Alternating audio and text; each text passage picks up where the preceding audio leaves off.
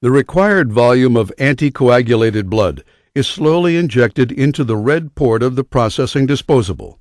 Once filled, the processing disposable is placed into the rotor bucket in the vertical position. The appropriate counterbalance is placed in the opposing rotor bucket.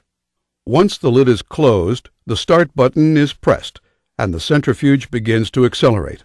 The machine is automated to perform 2 spin cycles in 14 minutes. During the first automated 4-minute spin cycle, the processing disposable sits horizontally in the rotor bucket. The floating shelf calibrates itself based on the patient's blood characteristics.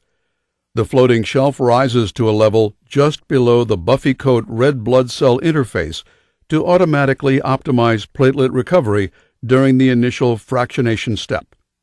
Following the separation of the plasma from the red blood cells, the centrifuge slows, allowing the platelets, growth factors, and plasma to automatically decant into the plasma chamber.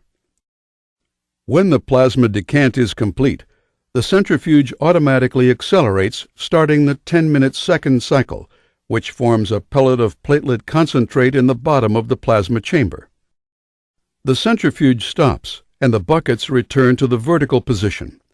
Approximately 2/3 of the platelet-poor plasma, PPP, is removed using the syringe that has yellow spacers.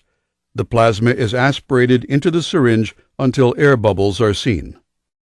The platelet concentrate syringe, which has a blunt needle and no spacers, is used to withdraw the remaining plasma and platelet concentrate from the plasma chamber.